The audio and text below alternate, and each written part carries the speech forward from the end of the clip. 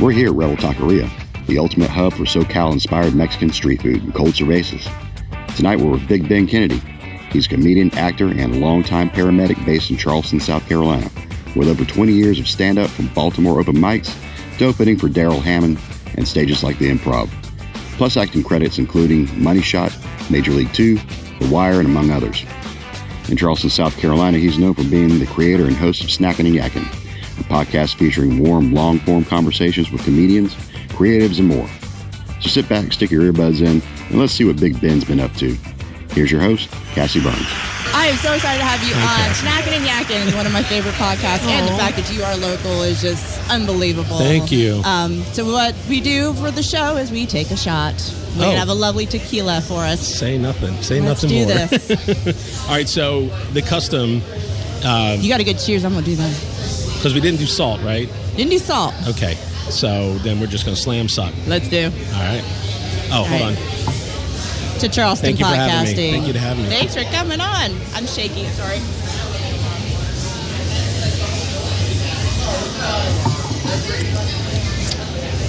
I'm a naturally shaky person sometimes. That was fantastic.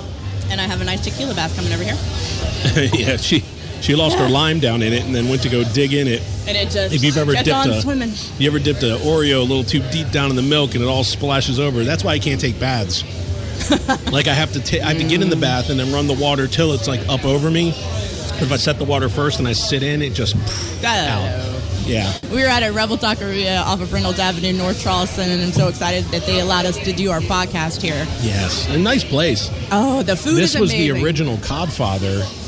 Was it? Yeah, like pretty much next door. I think they ran it out of that, and then I don't know what this side was, but they seem like they have the whole spot now. It was like only like part of it. They're using the kitchen over here. Yeah. The kitchen was pretty much where you walked in and you picked up your fish and chips and left. And now it's this. And it's beautiful. So I love how cluttered it is. Like, I'm such a fan of awesome clutter. I am too. A good dark place too. Yeah. Like and then you have just so much. There's something to read. There's something to see. There's always something. Everywhere you look. I like that. And they're so great with all different local stickers and bands and just. If you haven't had a chance, please come out to Rebel. Please do. You are a little over a year into your podcast. What got you going into the podcast world? I guess we were talking about it. You had previous podcasts you had done, and I had previous versions kind of Snackin Yakkin. Mm-hmm. That didn't last very long. I think the original one was maybe 8 weeks or 9 weeks. And then the second one that I had done, which was just me, might have been 3 months, 4 months, or something like that. It was very. If I meet resistance, I'm like, I must be meant. Give me a reason. They're like, oh hey, it's not going to work out. And I'm like, say no more. Like I'll give up. I don't know why. And then this one, I'm about to sell my equipment. I have cameras and audio. I have all these things, and I was just like, do I sell the equipment or do I just go for one really ambitious project that like just puts all of my talents into one thing? Mm-hmm. And I said, what do you think? And my wife said, okay. And I said, I want to try and get guests. I want to do an interview style. And she's like, then people are going to come to the garage, and I got to make sure that the house is clean, like spotless. It's clean. Oh, but you have to. It's guest clean. Guest clean, correct. Our version of clean for when we're living there is one thing completely different. We have guests over. It's like an entire overhaul. I've bought furniture. 4 guests. 4 guests.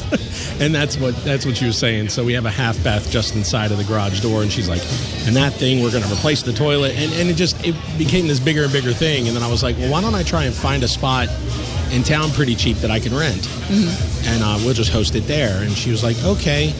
And I started looking around, and I found a real estate agent who had some properties elsewhere that I couldn't afford. And he was like, you know what? I like you, and I kind of believe in what you're doing. He's like, I have an office that I barely use. It's kind of like where I stop in when I'm on this side of the bridge. He's like, I'll rent you half of it. We'll kind of be like roommates. And I said, well, just explain to anybody who comes to meet you for the office side. Like, by the way, somebody shoots a podcast here, because I have this whole set I'm building. Yeah. And he said, yeah, no problem. And I jumped on, and it was affordable, and the show kicked off. And since then, I've now been able to rent the whole space. He said, I'm going to go to another office in this building. He's like, do you want to rent the whole space? And I said, sure. And so now I have editing studio. I have a fridge and freezer and microwave to do snacks and keep drinks cold. And now it's now it's like Snack Yak Studios, like legit. Yeah. Yeah. Even LLC, Snack Yak Studios LLC. Like it's real. And just what I told myself I wanted to do in the second year. And I did it. You've had some very interesting guests. Who was your one that you were just like, I can't believe I got that one? I could not believe I got Bill Walsh, chief meteorologist of Live 5 here in Charleston. I can't believe I got him so easily. I met him at the Best of Charleston City Paper Party. I was runner-up for Best Local Podcast. He was winner. Thank you so much. He was winner for chief meteorologist. And so then I was walking and there he was. And I said, hi. I said, I'm Ben. I said, I have a show here in town. I said, also, I believe my son, you talked at his school one time and, all that stuff. And I would love, he sometimes acts as my producer. I thought we could maybe mention that. I said, but I would love to have you on. Would you ever do a podcast? And he's like, yeah, just email me.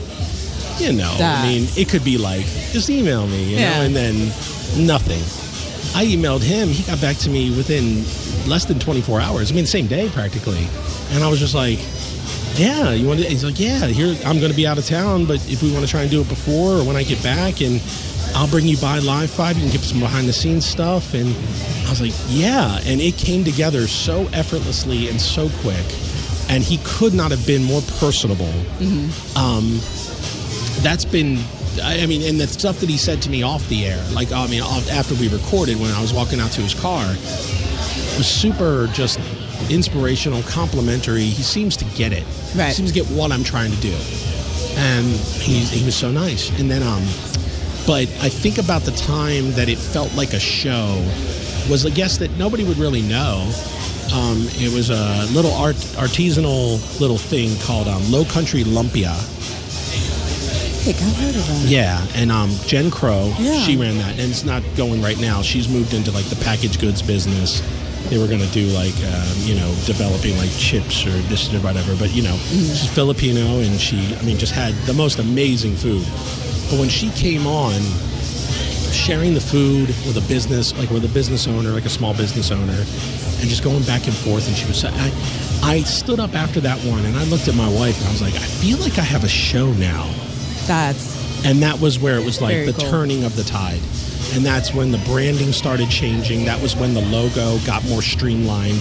That was where the logo around says Made in Charleston, powered by creatives, fueled by snacks. It was kind of like, I think I'm supposed to be doing this here, like for here. I was bringing in guests on Riverside calls, like Skype or whatever. Right. Riverside FM. I was talking to people from back home. I have a friend who's the host of Monster Jam TV, Scott Jordan. He and I went to high school together. I could get guests. I have a best-selling author, a friend of mine in New Zealand. Her name is Erin Palmisano. I got her on there. But then I was just like, I think I want people sitting in these seats. And I think focusing on Charleston's not the worst idea, because the couple of guests, Forge Charleston, which is a fitness place, and then Low Country Lumpia, that's when it just felt like, I think this is what I'm supposed to be doing. And then, it has just exploded. Speaking of which, I would like to have you on my plush terracotta chair. It's the comfiest chair in podcast. I'm so excited. You have no idea. Yeah, and I would like to have you there. I would love to do that. The main reason I was kind of alluding to, I was like, I'm used to being the guy who asked the questions, and I'm afraid that I was going to do that here. And after we started getting back and forth, I was going to start asking you stuff, and I'm like, while it's fun, I can just save it for when you come on mine, and I can just ask everything that, I can remember this, because your episode would come out now or sooner than we would record. So I'd be able to watch this episode or listen to this episode and go, oh yeah, I got to remember that. I got to talk about that. I got to talk. And so, do you have a problem listening to yourself at all? I have a problem watching myself. Oh, I do not. No. Yeah. No. Thank you so much to Apples for coming out. That was our show that we just released, and I looked back on it, and I'm like, oh my God, what the hell happened to my hair? Oh, speaking of which, like the bangs are like this, and like I just went, oh shit. Speaking of which, everybody just listen to watch that one. What did we say? My hair. We have the catching blue this light. Blue light here. Our lovely producer here. He tried to tip it up, to miss my head, but it's like purely just catching my hair as I think I understand it, which is funny because my hair is so gray, and old gray people they call blue hairs, and I officially have blue hair. We have you angelic looking right now. Oh, that's what it is. It now matches my eyes, my blue eyes. But I love that you're doing the Charleston Creatives, because Charleston is such a hub of creative people, and while it is a massive town, and we're constantly getting best of everything, it's still a small town where a lot of people with the talent don't get as recognized. And it's foodie. Food is dominating. Huge. It's a foodie town. And I'm touching on that. I've got a couple of coffee shops and restaurants, or food trucks is what I've really enjoyed getting to know. Love a good food truck. So that's no problem. But I'm also being able to bring in other podcasters like yourself, Shrimp City Report, comedians of which I'm friends with and I've met through my time of doing comedy here, musicians, singers, actors. So I thought, I even trying to get Patio Furniture, the best drag queen in town. Oh, God. I met her at the party, and I'm going to get her on the show. So it's like Charleston has a lot more to offer. Back in the day, it used to be a big entertainment hub. The times of Hootie, the times of Jump Little Children, the times of Edwin McCain. It was like this was the place. And then it kind of shifted. Pardon me, tequila coming up. Hey, listen, this is what we do. It kind of shifted away from that, and now it got to so much food, so much. It's an embarrassment of riches, the amount of food we have. It in the really city. is. It's amazing too. We went to obviously I won't say the name, but we were in Seattle and we were at a restaurant. And they're like, they advertised it being a local, cuisine and all that. And we sat down and we were like, oh my. I mean, it was good, but we are so spoiled here. Yes. By how wonderful the food is, that when we go some places, I'm like, this is good, but it's not Charleston. Well, things like this, like Rebel Taqueria and other places who are doing their spins and their versions of things, that's been refreshing because the low country food scene, you can only do so many variations on a shrimp and grits. You can only do so many variations on a she crab soup and all that stuff. Low country boil, frogmore stew. You can only do so many. Everybody knows, everybody's got, now everybody does have their favorite place, but you'll go to 3 of those places and be like, I think they're fighting for nothing because they're roughly the same. Yeah. But I think the thing that's largely, and maybe it's coming more into, I don't say fashion, that's a wrong term to say. The thing that I've really come to love about the Low Country is looking into the history of this stuff as much as I like to. It came with the African migration, sadly against their will, but the slaves and everything, it brought it over here, but they brought with them such interesting cuisine knowledge and okra and boiled peanuts, everything they brought over here when they did. It's what changed the food of this area forever. Yeah. And so that's the cool part that I like about it, is that this wasn't created by anybody really from here. It was brought to here, and I dig it. I mean, we always think, a lot of people here in Charleston think that it's just sweetgrass baskets. No. Benny wafers. There's a lot of stuff that just wouldn't exist had it not migrated, say from through Africa to here, and I just love that. But as we've gotten into food trucks, as we've gotten into restaurants, a lot of people are bringing interesting things, and sometimes from outside the area. That's another reason why Made in Charleston, I felt okay to take up that moniker, because I'm meeting people who aren't from here, and I've been here 18 years. Yeah. I've been here longer than them. So I'm like, well, I can take a teeny bit of ownership. I feel like I am. We'll call you native. That's what I'm saying. I mean, I wasn't born. I was born in Atlanta, but I moved here when I was 4. So you're born. I'm only 20 years here. Just kidding. I'm way older than that. My wife is a native to here, so that's what was explained to me by somebody in the back of my ambulance, which is hilarious. It's like, hey, how about we focus on you? And they're like, so how long you lived in this town? And I'm like, at that time, it might have only been like maybe 12 or 13 years, And they said, what brought you to Charleston? I said, my wife had aging parents. Like, her parents are way older than mine. Her dad is no longer with us, but her mom is 83. My mom is 68. So she has way older parents, and Dad's health wasn't the greatest, so I brought her home to be closer to her father. In addition to, once I came down here, I adopted a line, a first responder, so I've been almost the entire time I've lived here, I've been taking care of the people of Charleston. And then, so they're like, wait a second, you brought a native back home you also serve the people of this place? And I said, yes, ma'am. And they said, you're a native. They're like, don't even ever get in. You call yourself a transplant? They're like, I'll kick you out of this ambulance. I'm like, that's so funny. Because you got the fluorescent orange straps on you for when the doors blow open and the cars can see you. You know, I always love to tell people that. Like, you think you're getting out of the ambulance? What if I push you out? And I love people. I love people. People, and then food. I think in that order. People, food, and then I guess pop culture, or culture. You know, like people, food, and culture. I think that's my top three, and I'm very interested in that. Culture encompasses the music and the everything. You know, you like music, or you're a movie buff. I'm very big into music, so I think that's what that is. How long have you been a paramedic? 16 years. That has got to be very difficult at times, too. You do rewarding in some ways, I'm sure, but it is. But every 2 years, you have to, if you're in a national registry state, you have to recertify national. And every 2 years, you tell yourself, all right, this is the last time I'm doing it. I'm going to go on to something else. And then comes around another 2 years. You're like, all right, this is the last time I'm doing it. I mean, 16 years, I've re-upped my licensure 8 times, and I'm about to go for my 9th, I think, in 2027. Wow. And I just tell myself, nah, I'm not doing it anymore. But it's a joke. Because, like, some people can. Some people develop businesses. Some people just get out and are content with making a lot less and being around their family more or something like that, you know? Or they married into a much wealthier spouse. I don't know. I don't know how you do it, but I can't do it. Well, speaking of joke, you're also a stand-up comedian. I am. Been one for that. I've been one since 2000, so I guess we'd be 26 years at that. My God. Took time off. Family. Right. Took time off. But it looks like you're coming back. I am. How do you feel about that? I like having the show more than the stage. So I came back to stand up and I was really ready to go gung-ho with it. But then when I started this show, I started realizing I don't really care if I go on stage. Yeah. You know, so it's kind of like I have a weekly show.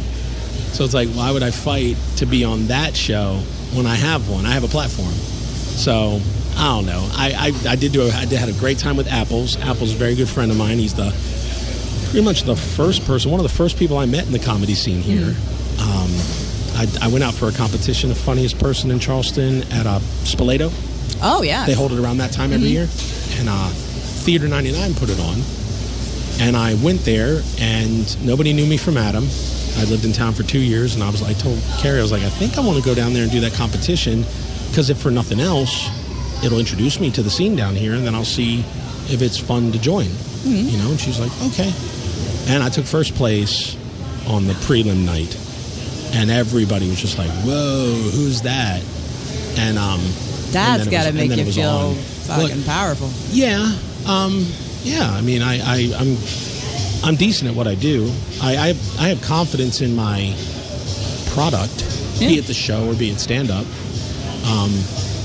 The artist, the artist in everybody will self-doubt to no end. Oh, we are all self-doubt. Correct. But stepping behind a mic like this or stepping behind a mic there, that goes right out the window. No stage fright? I know. I've been in plays since kindergarten. People watching you? Nah, I've been in school plays since kindergarten. No stage fright whatsoever. I don't know that I've ever had it. Like, even just like once and went like, what's that about? I don't think I've ever had it. That's great. Yeah. What plays did you do? Oh, gosh. Were you the tree? My first one I ever did, I was the shoemaker in Elves and the Shoemaker. Oh, my God. That's adorable. And then it just was, oh, my gosh. I was Ben Franklin in Dear Abby. I was a Care Bear for this production we did about caring and all that stuff, and I read a speech about Martin Luther King Jr.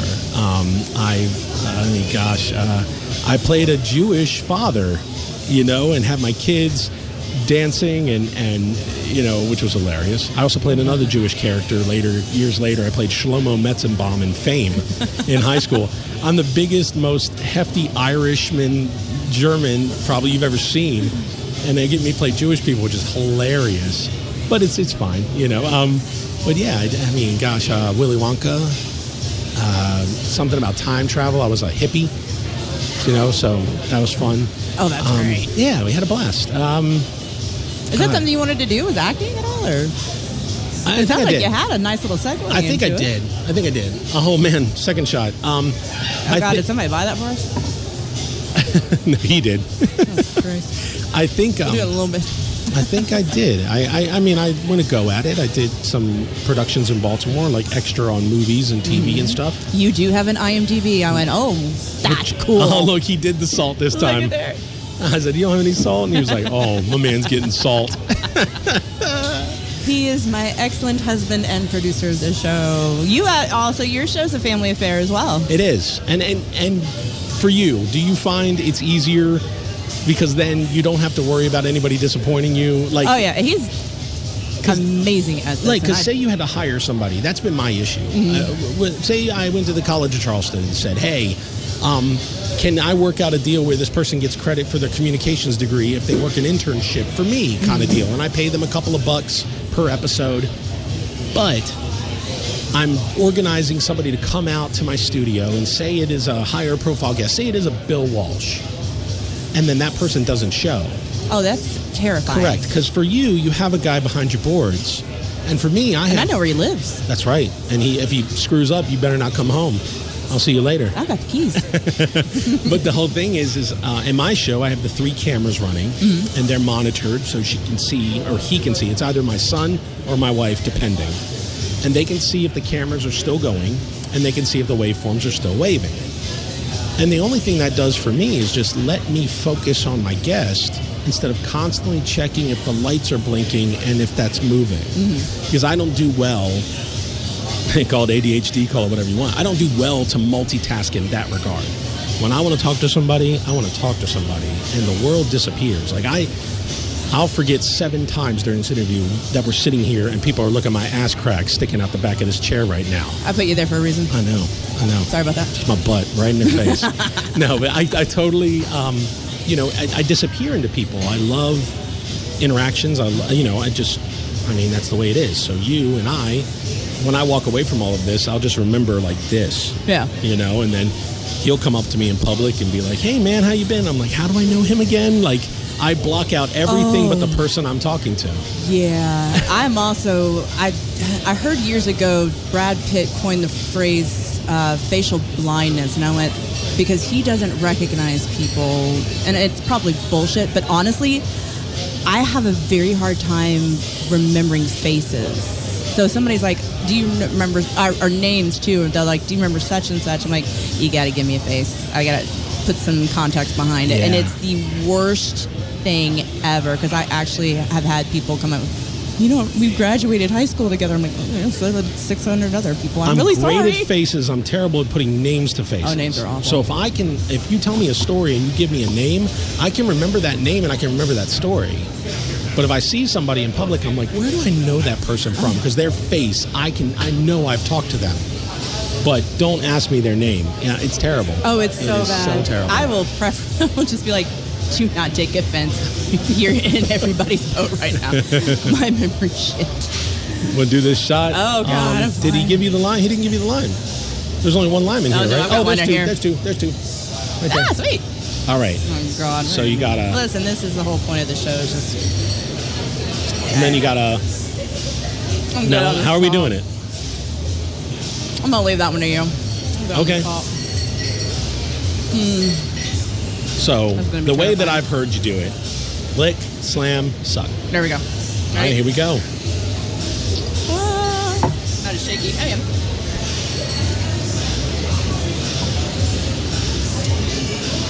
Yep, still shaky.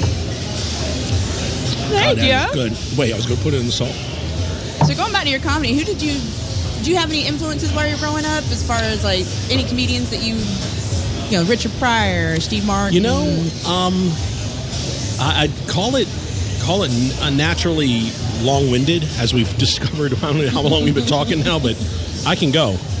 I think I do like a storyteller comic, because I find myself doing stories with many jokes throughout. Even my full act is kind of like a woven, like long form story. Thank you. even a woven's kind of story, but for that, George Carlin, I liked a lot of his stories. We got to see him live. Oh, I never got to. He came here, and I thought my husband was going to fall out of the chair. Like he just, all of us were. I mean, you could not cry laughing, but he was unbelievable. And while it is largely unpopular now, Bill Cosby, great storyteller. What was it, Cosby himself? Yes. I mean, yes. highly controversial. But if you look back at that one, and it also, he never cursed in them. Yes.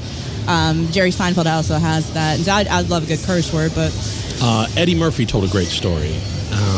Going down the line, Bernie Mac told hell of a good stories. R.I.P. And so I found myself really gravitating towards storytelling comics, short jokes, your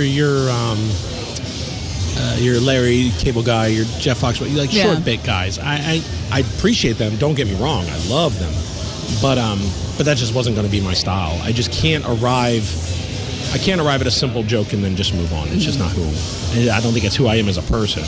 I mean, we were talking outside, and just to tell you the story of what I got to do on this Friday became like 10-minute story, you know? You stayed out there longer. Yeah, that somehow turned into how long I've been married to my wife. It just is kind of how I am as a person. So as long as I make it funny, I guess that's how it works.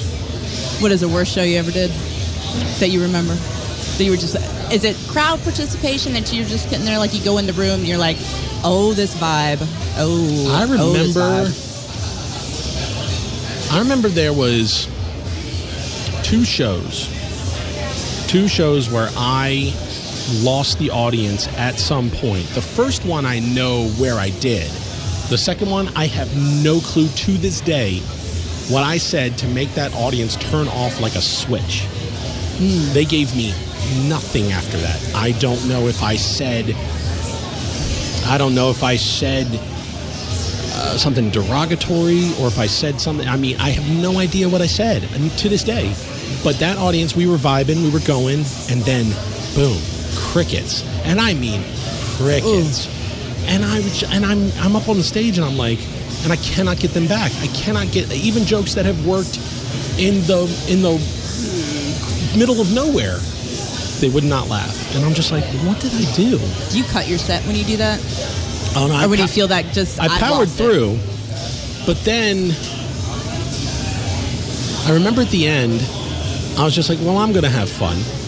So I said, well, you guys were an audience. Right? I mean, they were. I was like, you guys were an audience. Not a great audience. I didn't elaborate, but I was just like, you were an audience. And this woman goes, yeah, well, you weren't shit for a comic. And I was just like, what did I do? And that one eludes me to this day. But the first one, I don't know what made me talk about. I've never done this in my act. But I was talking about comic strips. And I said, Kathy. You remember the comic strip, yeah, I remember Kathy? Okay. I could have probably found a better way to say it, but I don't know how this turned the crowd off. But I said, Kathy, the word bubbles. I said, isn't she the most talkative bitch in Sunday mornings? And they were just like, fuck you. That was it. They're like, you ain't gonna call my Kathy a bitch. I don't know where I lost them, like how I lost them, but that was it.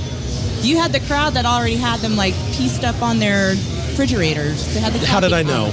We had the McDonald's collectible glasses, you asshole. Like, I don't know what happened. I missed those. Yeah, I don't know what happened, but those two ones have always burned into my brain. Other ones have been rough shows. Not every one is great, but What's the greatest one? Oh gosh.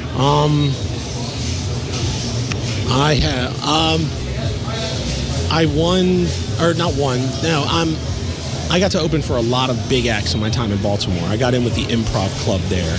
They had the DC Improv, and then Baltimore started an Improv club, and the management there seemed to really like me, so they would call me up, and I got to play there roughly every about 3 months. And I got to play with guys like Joe Rogan and Pauly Shore, Jim Gaffigan. Well, actually, Jim Gaffigan was at the DC Improv. A lot of people. Darrell Hammond from Saturday Night Live. Oh, I remember Darrell Hammond. And so those Great Bill Clinton. Yes, those were really good. I don't know, the greatest show. I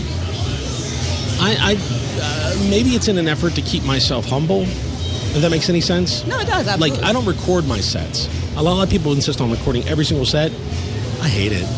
I hate editing the show. You say about the voice is not a problem. I think my voice is okay.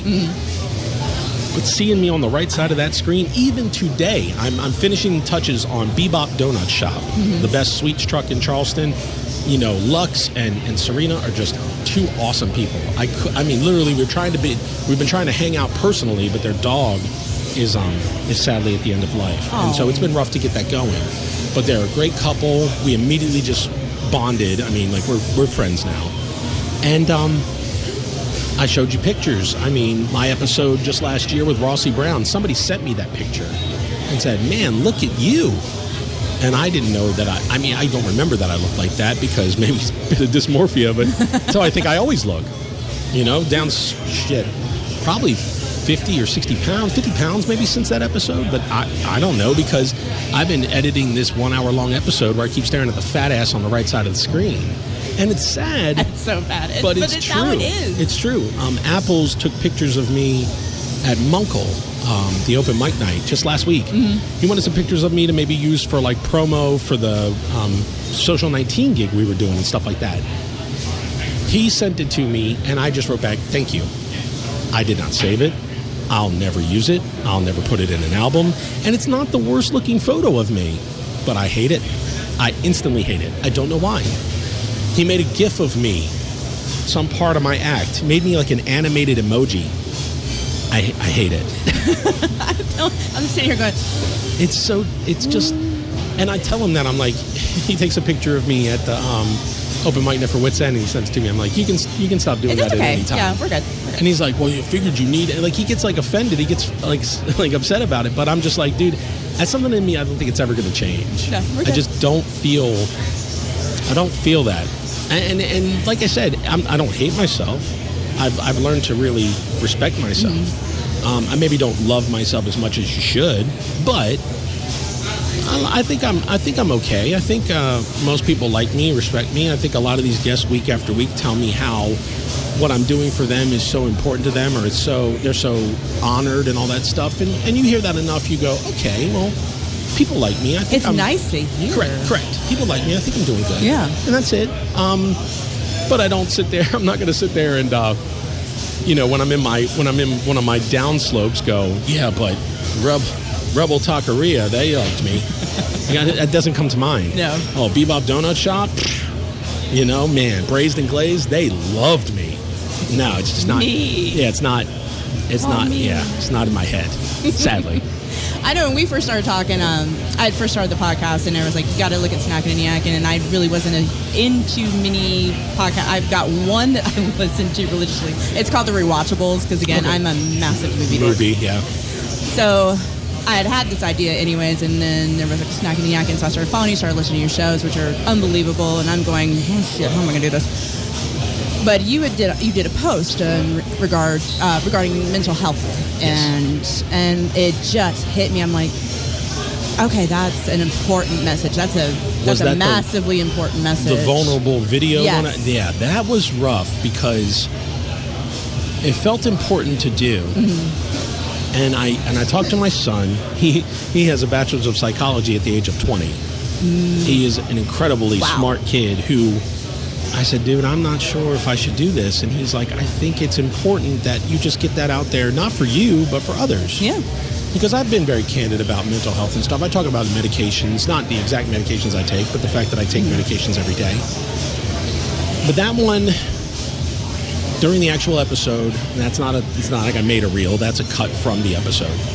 And I got to the point where I want to talk about what my family meant to me and just how we were saying off the air that you get overwhelmed and you just throw in the towel. You're like, yeah, I'm good.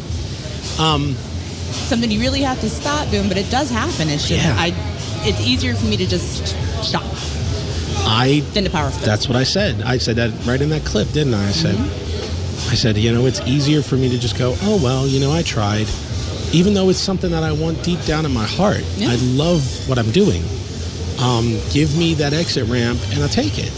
And she won't let me. And she, maybe for the sake of agreeing with me so as to keep the peace, or just kind of always, well, if that's what you want, she's been super supportive. But this one, she's really fought me on.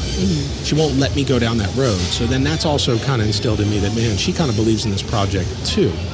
which is weird because then you kind of remove that as an option. So now it's like nobody's going to let me stop. Yeah. You know, they're going to fight me on stopping even when I want to, like, truly want to stop. I'm just like, look, it's been a fun run, but 4 years of this, nobody really knows who I am outside of, like, you know, a 6-block radius. I think we're done here. And she's like, no, you know, and then it's going to be a fight. But they definitely said I need to see this through to whatever its conclusion might be. And I get it. It's rough. And I put that out there just to say. It is. It rough. can absolutely But be. creatives, you have to create. You have to, because, you know, we are the escape. Mm-hmm. This world is not getting any easier. Sadly, it's not. It's getting quite less polite by the day. Very much so. People have forgotten how to talk to each other. People have forgotten how to listen to each other. And it's like I could create something that cuts through the noise for an hour. A little escapism. Then I think it's important because I mean it's what I like. I get lost in. I actually subscribe. I have YouTube, the paid one, the paid subscription. YouTube, I guess it would be Plus maybe. I don't know what they call it. It wasn't YouTube Red back in the day, but I don't know what they changed it to. I think it might be you. We had it, and I'm like, I don't watch enough TV. Yeah, YouTube Premium. Constantly watch the same things over and over again. So if you want to ask me anything about Curb Your Enthusiasm or The Sopranos, just go right ahead because I've got it all down. Because that's our, and I think that actually happens when you do have anxiety or you just want to shut the world out. It's rare that we do kind of get into new things because we like that comfort of the comfort shows. You know, The Sopranos being a comfort show. I get that. That's a little strange, but Doesn't sound strange to me at all. If you want to have a laugh, there are 2 movies that I watched back and forth. I traded up for an entire summer one year. So I said before you, I will put money on this. I can quote to the absolute punctuation anything from Wayne's World 1. Okay? I love that movie. And this will crack you up. Anything from Jean-Claude Van Damme's Bloodsport. All right, I got you. Yeah, you got me on that one. When I watched that with my wife one night, we were drinking. I even sang the soundtrack songs that were in it. Like, you know, I fight to survive. Like I was singing all. She goes, oh my God. I mean, literally even mocking the accents. And I go, watch him. And I said, here to go, falling off the boat in 3, 2, 1. She's like, and I wasn't even looking at the screen. And she's just like, how many times did you watch that movie? I'm like, many times a day for an entire summer. But like, you know, I was 13 or 14 and that's it was what I guess people dive into their phones or what people get addicted to, scrolling TikTok and all that stuff. It was escapism. It was, you know, that was when I think that was when depression and when those things started really knocking at the door because I was a teenager. And that's when it was like, you know, you know, like maybe I am screwed up like the rest of my family. You know, I thought I was better, but it's like, and then I just escape. And then eventually you can't escape anymore. It's so weird too.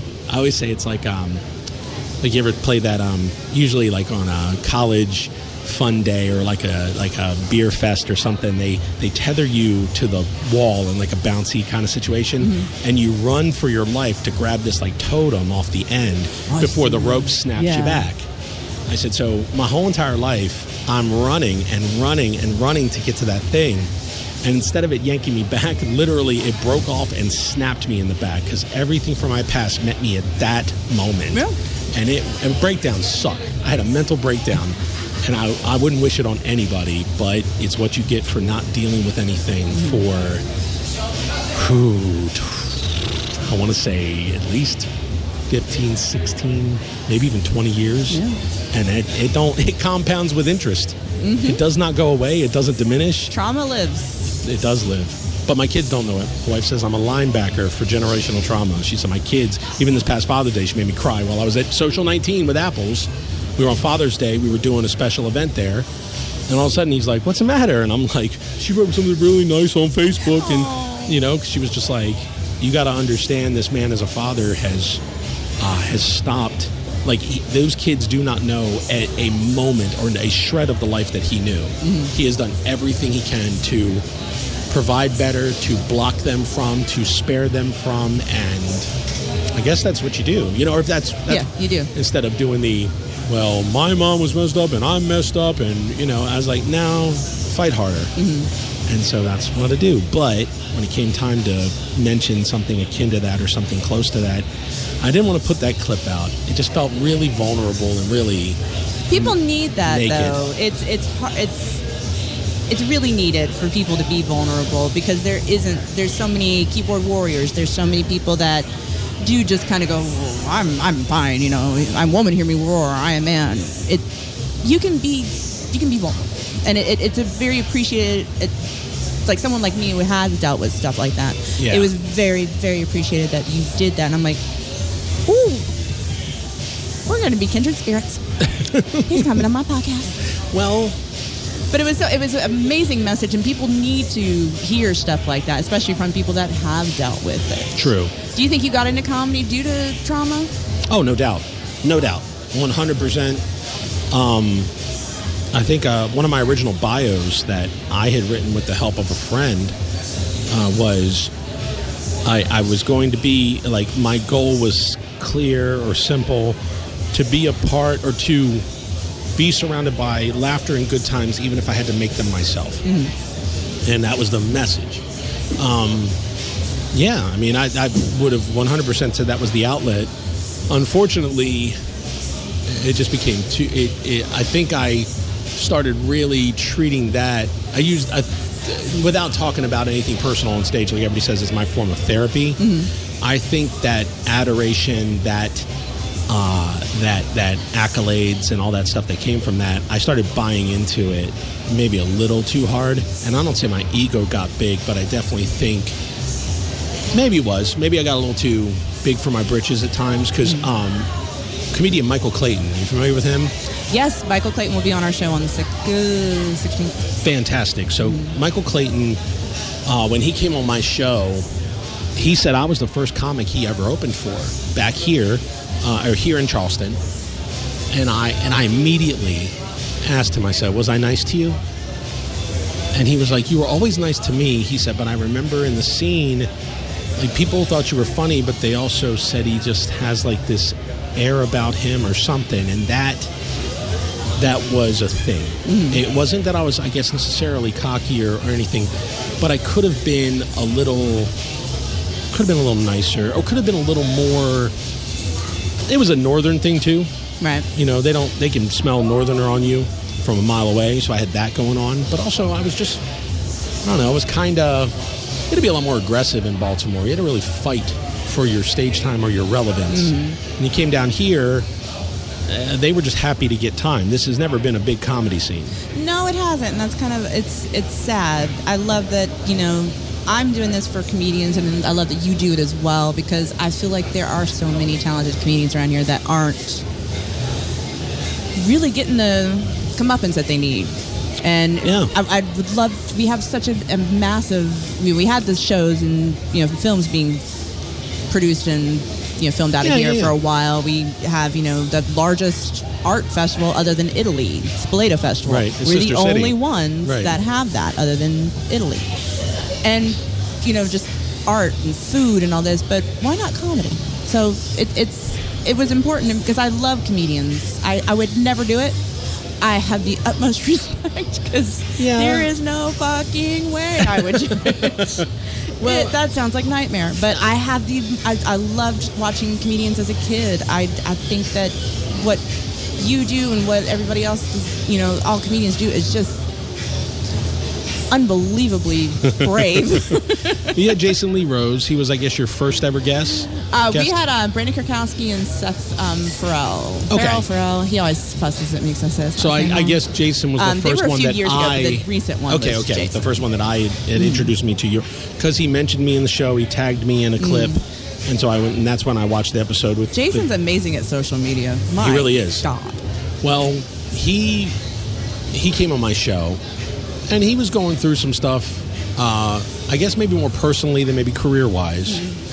And I met him, and we were talking, and then finally I just took this moment in the show to just kind of go, hey, bud, like, take it easy on yourself, And without being, like, direct about what I had read or what I was fearful of for him, I just said, you put a lot of undue pressure on yourself when if you take a second and you look and you back up, you think, you're doing a lot better than many people, you know, and who, like, there are a lot of people in this town who aren't doing as good at it as you are. So rest a bit, enjoy the victory kind of deal was like, that was my thought.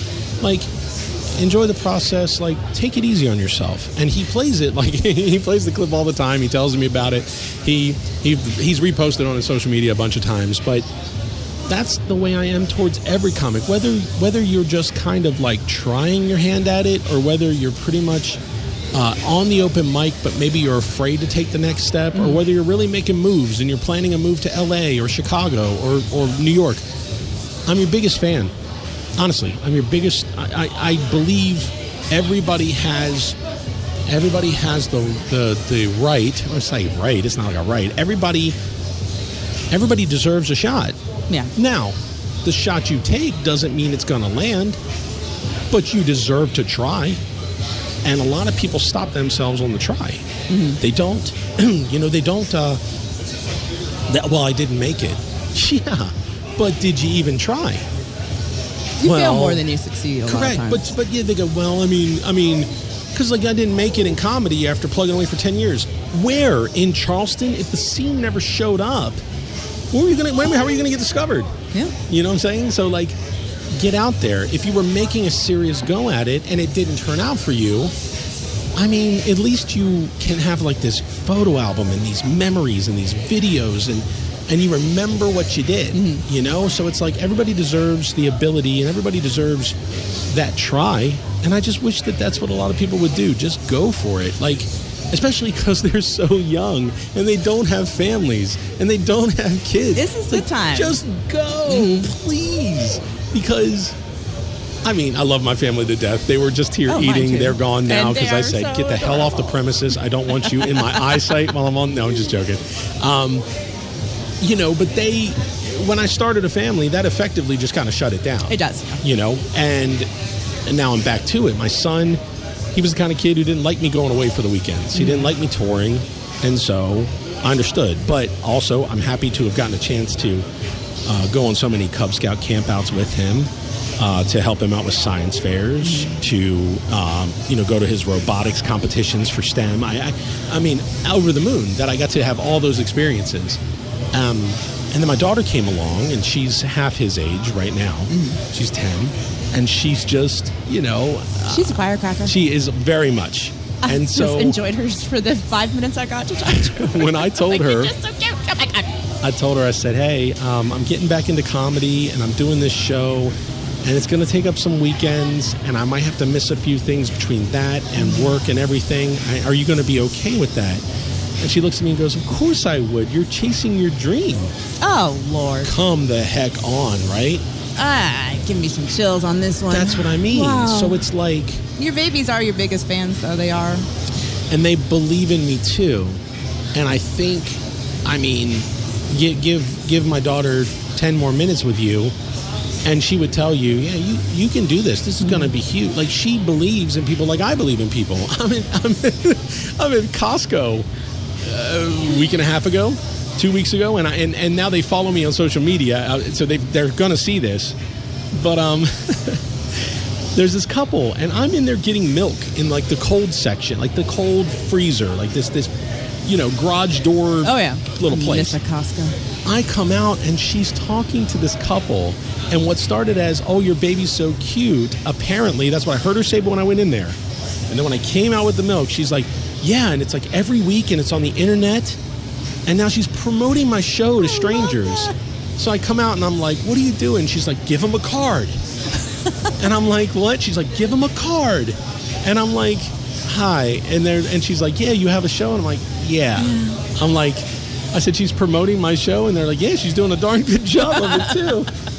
But yeah, they were a sweet couple. They're brand new to town because he came in through Boeing, And out of all the things, when we left, they were the ones who were parked next to us in that giant Costco parking lot in West Ashley. They happened to be the car that was directly next to us. So we didn't see them when we came in, but we saw them as we were leaving. They come up right next to us.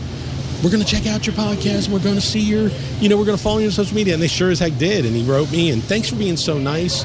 we've really noticed that a lot of people here are pretty nice, and I just said, hey, anytime you got a question about Charleston, I said, he said, well, how have you liked living here? I said, I miss Major League Sports.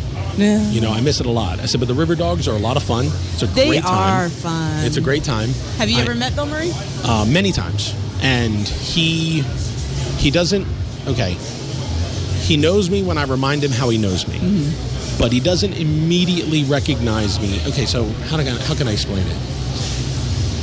Many, many, many years ago, I was the announcer for the Low Country High Rollers. Oh, I had a friend of mine on there. Okay, so he showed up to a Low Country High Rollers bout, and before I got a chance to finish my duties, he had gone up to the VIP section. So when I went to go up there to meet him, he was gone. Well, I was always like, man, I really like to have gotten the chance to meet him. And then about a year later, he was at Costco in West Ashley. So I walked up and I was just like, hey man, I said, you know who I am, you just don't recognize me right now. And he goes, oh, is that a fact? He's pretty entertained by my introduction. And I said, yeah, I used to have long hair. I said, I wore the bathrobe. They call me the dude. I said, the announcer for the Low Country High Rollers. He goes, yeah, man. He's like, pleasure to meet you. I said, I wanted to meet you that day, but you got away from me, And he's like, yeah. I said, but I'm so happy to have met you now. I said, geez, between here and the River Dogs game and all this stuff, I said, you're a man about town. And he goes, yeah, I get around. I said nothing about that. And it was cool. It was a great interaction. So then cut to a couple years later, the River Dogs game. I run into him and I said, hey, I used to be the announcer for the High Rollers. Yeah, man, how have you been? He's like, where are they at now? And I said, well, they're not at the McAllister Fieldhouse anymore, or whatever, at a thing. I think they're over off of Cross County Road. And he's like, yeah, because I had their calendar. He's like, and I always wondered whatever happened to them. Then cut to a couple years after that, and I tell him who I am, and he remembers me. But the thing is looks-wise, he remembers me. Mm-hmm. So, like, if he's at the River Dogs game and I don't go up and say hi to him, or I don't run into him, like, physically pass him, we'll be in a section, and I'll see him, and he'll look over, and I'll go like this, and he'll go, he'll wave, because he's like, I know that big guy. I've talked to him, I guess, a few times in town, and he's not an idiot, and he's not an asshole who starts quoting my movies to me. Because that's the big thing with him. Yeah. He's just a guy who has a really cool job. He's now our Charlestonian. Right, but he's just a guy, I think he has a really cool job that puts him in the public eye. But at that point, he doesn't really owe you. He's not your monkey. He's not your performer. No. Right, so you can't get him to quote his movies and all that stuff. But the best one ever, for the most recent time I met him, was after, not Frozen Empire, but the first one, Afterlife. Ghostbusters Afterlife. Oh, yeah. Okay? I watched it and I was like, man, that was really sweet. What a great love letter to Harold Ramis. Oh, I cried. Yes, as did I. I cried. As did I. So then I'm downtown. I think I was at one of the hospitals. I won't say, because that way, nobody's going to be camped out there looking for him to go there or something. But I'm at one of the hospitals and I'm working. Mm-hmm. And I walk over to him and I say, hey, I'm the dude from High Rollers. And he's like, how have you been? Like I said, as long as I tell him who I am, he remembers me every single time. And I said, by the way, I just saw Afterlife about 2 weeks ago. I said, fantastic work.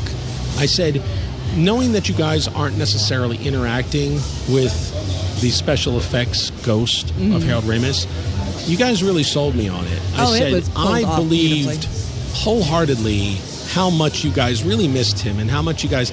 And he looked at me and he said, but that's just the work of a great director. It was Jason Reitman. Yeah, Ivan's kid. He said, that's just the work of a great director. And I said, well, I'll tell you what. Had me blubbering like a baby. And he goes, blubbering? And I said, my wife and I both. And I said, and she really she's a really big fan of yours, and she would love for me to tell you that she loves you and she really enjoyed that movie. And he's like, thanks. So then I called her and I said, remember when I was leaving that movie and I said, man, if I ever run into Bill Murray, I want to tell him, I said, 2 weeks here. I did. So we keep crossing paths. And I don't know if I'd ever be ballsy enough to ask him on my show, but you kind of miss 100% of the shots you don't take. Yeah. So I probably should.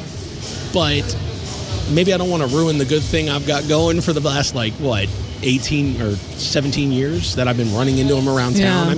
I mean, I guess it had been maybe 6 or 7 times now, and our interactions are always great. Always great. He is never hey man, take it easy. Yeah. Or not right now. We're good. No, he's always been great with a conversation with me. I keep him brief, and I remember this guy walked up while we were talking one time, and he looks at me, And I look over him and he goes, can I get a picture with him? And I said, I'm not his representative. I said, you need to ask him. And I think that also got me a little bit more in his good graces too, because he was just like, man, this guy, this guy's not like, oh, let me move out of the way. I was just like, no, I'm not, I don't speak for him. You can ask him. I said, and he's like, can I? And he said, no, not right now. And I said, I'd look at the guy and shrug, because I've never asked for a picture with him. I'd be terrified. I'd love to see him, meet him, to say, hey, thank you so much for being you.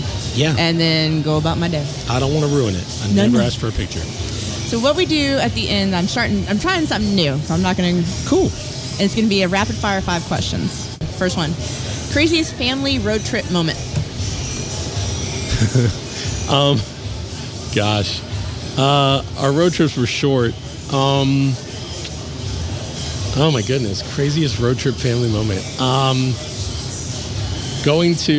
We used to go to Wildwood, New Jersey, and we would take the Cape May Lewis ferry from Lewis, Delaware to Cape May, New Jersey. Mm-hmm. And we were up there. Let's see. No, I don't know. We didn't take a lot. Okay. We went to Ocean City, Maryland one year. And I decided I wanted to try doing body surfing. Now, I've always been a heavy, buoyant kid. All right, so I float on top of the water. I can body surf really well. But I kind of didn't know when to stop, so every time I went to where the water wasn't, I scraped my nipples off on sand. Plus, I got sand in every crevice. So I'm walking down the boardwalk, and I don't know what I look like, but my mom is mocking my walk, and I'm getting so upset by it because I can't put my legs together or else I'm cutting myself up. I can't have the towel on me because my nipples are practically bleeding. It was so ridiculous, and I was so mad at her for making fun of me, even though she was only just mocking me while I was walking. Mm. But I remember that one. We didn't really get into a lot of crazy. We couldn't afford a lot. Right. So it was kind of like just, we kept it simple, I one time swam in the streets of New Jersey. We went to Wildwood, New Jersey, and it flooded. And I swam in the street thinking it was fun. And they dared me to go underwater, and I did. And I think that's the reason why I don't get sick. I didn't catch COVID. Because everything was there. hit your body. Yeah, everything was there. Wildwood, New Jersey, like right towards the boardwalk, and I went underwater and was swimming in a flooded street. I didn't catch COVID. I've never had the flu. I've never had pneumonia. I've never had bronchitis. It's crazy. Oh. You got inoculated all at once in Jersey. Maybe. I mean, all I get is maybe like the occasional bug, occasional stomach bug. Yeah. But even that, it's more, it's 24 hours. So I think that was something. So that was crazy. Deciding I was going to swim in the streets of New Jersey probably would have been insane. I'm glad you do something on your show because you need the taste of it. So let's go for another. This is your Fast Five. All right. Do you have any strange phobias? Automatons when they're not moving. Okay. Go. So a dream that I had, a recurring dream that I had after going to Universal Studios when I was in high school, rode Confrontation, which was the King Kong ride. And I had a dream that I fell over the side of the tram. Oh, good. And I was laying on the floor, and I saw the giant King Kong not moving. And then it did. And it's scary. Like, I don't like when they're not moving. Did you ever go to showbiz as a kid? Yeah. But how did you do? I never saw them not moving. They shut the curtain after the show. Oh. You know what I'm talking about? They shut kind of a little bit. If you kind of watch, they were like... Yeah, but the whole thing is it just is something, and not a phobia, but I'm just unnerved by it. It just weirds me out. Like, okay, we were on Splash Mountain 5 years ago. Maybe 5 years ago. Yeah, it's gone now. Yeah, it's Tiana's Bayou, something or other, for Princess and the Frog. Yeah. Yeah, so I haven't been on it since. But we were riding, and this is pandemic. This is pandemic time, so it would have been about 2000, maybe 2001. Or, sorry, 2020, 2021. How about that? We're on the ride, and we're going, and as soon as we come around this corner, the ride shuts down. And we bump the boat in front of us. And like everything is frozen. Music's still playing, but nothing's moving. And I just am like sitting here with my eyes closed, and I'm just shaking my head. And my family's laughing because they love it. They love it because I'm not afraid of it. They can't even scare me in my house. They jump out, and I don't jump. I hate it. He's not afraid of anything. So I'm just going like this, and they're over the moon. Over the moon. It's the greatest day of their lives. Start up again. And it's like, go again. Shuts down again. Oh, God. And they always have this thing like, hey now, so-and-so's making trouble up the river. Hang tight, and stuff like that. They got this little announcement. And I look over, and I see the door, the access door to my right, and I see this, freaking robotic thing, this automaton that's not moving. And I said, they're going to evacuate us off this ride. And if they do, I'm going to walk past that thing, and if that thing springs to life, I'm going to punch its fucking head off. Right? And so I said, I'm going to need you to hold my hands while I close my eyes. Right? And they're laughing, but they know how dead serious I am. I mean, I'm not even smiling when I say it. I'm going to punch his fucking head off. But then it started again. It started again, and we were moving, and then I started having this new fear as we're getting to the end. I'm like, so if it shuts down, do we go down this thing with no water? Oh, God. Right? So then we finally made it, and everything was fine, but, it was crazy. Oh, and whatchamacallit shut down? Haunted Mansion shut down on us. Oh, that's a no-no. So we were going, and of course, where does it shut down? Now this wasn't an animated thing, okay? So I was fine, but I had Bridget with me. It shuts down at the woman holding the axe. Who's running her mouth about how she killed her family or whatever, killed her husband, the bride with the axe. Yeah. Oh. And I've got her head in my, I'm like, Bridget, don't look. And I mean, she's right as close as this ring cam, and I'm like, son of a bitch. And I'm thinking, probably repeating we're going to traumatize this poor little girl. I'm holding her head. I mean, she's breathing every bit of my freaking degree, of my degree deodorant. And then finally we started moving again. But I mean, I must have sat there looking at this woman talk for probably, 2 solid minutes, 3 solid minutes. It was crazy. Yeah. Oh, God, poor baby. Yeah. But I do need the video just in case that ever happens. We don't have it, thank God. All right, Marvel or DC? Wow. I have to say, when I was a kid, I was big in DC. Mm-hmm. Huge. Super Friends. But then I was always kind of both. I was a fan of Superman at the same time as Incredible Hulk. I was a fan of Batman at the same time as Spider-Man. I had my loyalties on both sides. I have to say, as much as it sounds like a sellout kind of thing, the Marvel Cinematic Universe did suck me in pretty good. Mm-hmm. Not necessarily the MCU, but the original Tobey Maguire, and then the Eric Bana Hulk, which wasn't great. But as Marvel started really pushing into the movies, it kind of rekindled my love of Marvel Comics. Mm-hmm. But as unpopular as it might sound, I'm super, super interested on how far James Gunn can take this DCU, because I have missed a good DC property. The Christopher Nolan Batmans were fine. Oh, yeah. They were really good. But, the Snyder, Justice League and all that stuff just didn't, and Superman didn't feel the same. I enjoyed it, but I mean, Batman versus Superman didn't like. So DC was kind of just like... It had the bones, but it just went... Yeah. But I did get the new 52. So the most recent comics I had bought were DC. Mm-hmm. I got the new 52 of Batman, and, I loved it all. So Who's your Batman? Cinematic-wise? Mm-hmm. I definitely was a fan of Keaton, just nostalgia-wise. Mm-hmm. I mean, when I was a kid, that was the most amazing experience in the theaters. I mean, it was like nothing I'd ever seen. Later down the line, I didn't care too much for Clooney at all. Clooney would probably be my least favorite. He doesn't care Batman. too much for Clooney at all. Yeah. I mean, he's even like... Nah, that wasn't... Sorry? That wasn't... Yeah. He did make the cameo in The Flash. He did make cameo in The Flash, yep. Yeah, I was like, you know what? Good for you, my guy. Admitting it, owning it. Yeah. It was shit, but I'm here. I didn't mind Affleck, but I wasn't... I think I just wasn't... I wasn't a fan of that time, maybe, in the cinema. I thought Val Kilmer was better than a lot of people gave him credit for. I believe that, too, as long as they didn't put nipples on the batsuit. I thought that was strange. And Christian Bale... Christian Bale suffered the same thing, I believe, that the original Batman suffered, where the villains became more interesting than the hero. That was the first one. The first one, neck and neck with the Joker. I think Keaton held his own. I do. He did, yeah. Okay, but then the second one was like a freaking You're not villain getting fest. past Michelle Pfeiffer And DeVito as and Catwoman, freaking, yeah. Christopher Walken. Yeah. He really got buried in the background of He that. really did, but it was their show, my God. Right.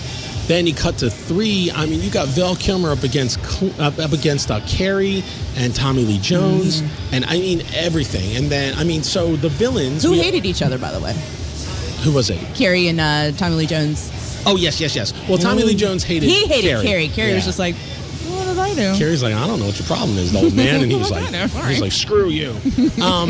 But then, like I said, we wound up really falling for Cillian Murphy's Scarecrow over, and I mean, Ra's al Ghul, not so much. I mean, we like Liam Neeson, but Batman Begins, I think he kind of was okay. He held his own, but we were very fascinated with Scarecrow. I wish they'd done more with Scarecrow, because I love Cillian Murphy. I know. He's amazing. I'm so happy he got the comeuppance with Oppenheimer. And Peaky Blinders. Oh, yeah.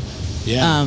But I really just enjoyed his work so much but they always put him in like little pieces of Chris Nolan's movies are always, and he's like, there's always a bag over my head, or there's always a mask on me. Yeah, and there really when they is kidnapped him for Inception. Inception. He's always got something going until they did Oppenheimer. I'm like, well, they have to cover up his dang good looks. I know. He's like creepy pretty. He is. It's very weird. It's like he shouldn't be. He shouldn't blue eyes. be. I'm like, yeah, I mean, yeah, stone cold. They're practically white. They're practically just two pupils, and he looks like Scorpion from freaking Mortal Kombat. He did Red Eye and looked up at Rachel McAdams in it, and he's got this look like he's just looking at her, and she's looking at him. I'm like, he's translucent in those eyes, but I'm here for it. Yeah, and then by the time we got to Dark Knight, once again the villains were taking over. You can't not have. I mean, Heath Ledger was just... And then he was almost a non-factor in the final Batman. The Dark Knight Rises. They really kind of just dulled his character. I mean, and so, that's the whole thing is if they bring out the new Batman again, I hope everybody loves a good villain, though, because you look at... That's true. They do. I think it was a good balance on the latest Superman movie. I think Lex was good, but he wasn't necessarily stealing the show from Corrin Sweat's Superman. Yeah. I thought it was pretty good. The next one, they actually team up, from what I've read. Oh, really? So I'm interested to see what that is, because I love Nicholas Hoult. I love his work. Awesome. He's just, ever since About a Boy, I've followed a lot of what he did. God, He's just About a Boy. He was a child. No, he's such a baby. Now he's God, Lex him Luthor. in Mad Max Fury Road. Yeah. There are no words. He was just... You barely could... You wouldn't even recognize him. He was so good. Talk about creepy crazy. Very creepy crazy. Loved it. Loved every second of it. Yeah, you and I, we're doing a movie podcast. When you do your little movie thing, just bring me in on that. Oh yeah, we're collaborating again. Yeah. We'll do that. We're gonna have a talk here in a little bit. Because this Fast 5 has turned into Fast 50. It normally does. So you had your Batman. Who's your Superman? Well, of course. I mean, if I don't say Reeves, I'm an idiot. Okay, then we're good. Yes. Yeah. Okay. There we go. I mean, we don't need to go any further. Really super fast. Fine. I was an extra on the Replacements, as you saw on my IMDb. Okay. Got a chance to say hi to Keanu. Super nice guy. Oh God, I've heard he's amazing. Orlando Jones was the one who got me in touch with the person on the field to be an extra. So they were practicing on my old high school football field, Pop Wyland at Glen Burnie High School. I saw the team out there, and they were making fun of me. They were like, "We found our ringer, boys!" You know, all these actors, because I'm bigger. They're Hollywood big, but I'm bigger than they are. And so finally, I was like, "Hey, you give me a set of pads. I'll show you how it's done." And they're like, "Oh, Faison Love." They're all messing with me. They're having fun. Orlando Jones walks over to the PA, and I say, "Hey, man, are they still casting anything for this?" And he's like, "Hold on, I'll find out." And he brings the PA over, and she's like, "We're still looking for extras. Call this number." And I was like, "That's very cool." So then we get to the days of filming at what was called PSI Net Stadium then. It was the Ravens Stadium. And I said hi to Keanu when I had the opportunity to. He was super cool. I said hi to a lot of people. The cheerleaders, the two head cheerleaders who were the dancers who spanked each other and shit, they couldn't have been nicer. They were so sweet. And they were having fun with me. We were goofing around when the cameras weren't on us. John Favreau was super awesome. I actually ate lunch next to him. He was very cool. But I could not look at Gene Hackman. Every time that man's head turned my way, I turned away. And I couldn't figure out why. I was not scared, but intimidated. I watch him from afar. I'm like, man, he's a really good actor. And look at him. And it's middle of August. I think it was like August 12th. It's so hot. We're all sweating. Oh, yeah. When he took that wool coat off, that wool overcoat, he was soaked. I mean, his shirt was see-through. And then they put it on, and he has his hat, and he's got his papers in his hand, and he's back to coaching. And ignoring the fact that, like, he is a physical puddle. Yeah. He looks over at me.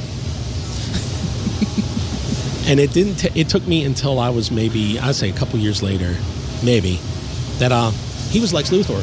Yeah. And I was scared of him, because when I was a kid, that was the man who wanted to kill Superman. Yeah. That was the man who, and it dialed in on something very, very young in me that I could not shake what I was looking at. Yep, so Reeves was definitely my guy. I thought Cavill was cool. I liked Cavill.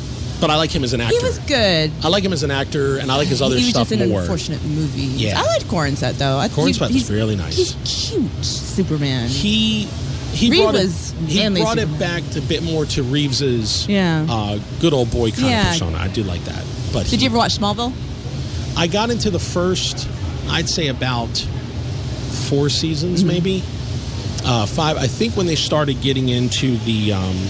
when they started splitting off and brought in Arrow and brought in everybody else, when they started expanding the WB. Yeah, went from the Freak of the Week to... Correct. I think I kind of fell off. Yeah. And also when their focus was on making Lex more and more evil, I think Rosenbaum had a good time playing that, but I liked Lex who battled his morality, because I genuinely like Rosenbaum. I think he's a fantastic actor. I thought he was an amazing Lex. Yeah. And I believe that deep down inside, Lex was maybe still good, but then as they started really, really shedding off these layers in his character, I just don't think I liked it too much. He has an amazing podcast too. He does the Smallville one, but he also does Inside of You. Yep, I like him a lot. He's incredible at that, and does talk about a lot of the mental health stuff. And yes, he does. Goes into, but his one that I've loved the most was with John Cryer, and then also Macaulay Culkin. Oh wow! So John Cryer, another Lex. Yes, another 2 to unpack. They were really good. So Ben, I can't thank you enough for doing this for me. This has been so much fun. I think this has probably been the longest one we've done, and we could probably go another 2 hours, but my phone is going to die. Let's continue this. Let's get into movies, because we'll plug your podcast, right? But that'll be quite simple. Oh yeah. With a lot of my other guests, we can talk about their long storied career in food and bev or different things like that. But since this is relatively new for you, we can cover that. But then let's just go for it. Let's just go for movies. All right, you ready for this knowledge? Yeah. Let's do it. All right. So we'll do a rapid fire. I'll set up 10. I guarantee we don't make it to 10. But I'll set up 10. And I'll see how deep your knowledge goes for certain things. We'll just I'll make sure I go back to a certain decade, and then we'll come forward. I'll kind of come up with something for you. We're gonna do this. It's gonna happen. I love it. All right, Ben Kennedy, thank you so much. I have had an absolute blast. Thank you so much again to Rebel Taqueria. Rebel. I got it. Thank you so much to Zach and Beatty over there that did an amazing job taking great care of us. Please check out Snackin Yakkin with Ben Kennedy. It is an amazing, amazing podcast. And again, thank you so much. We'll see you guys next time.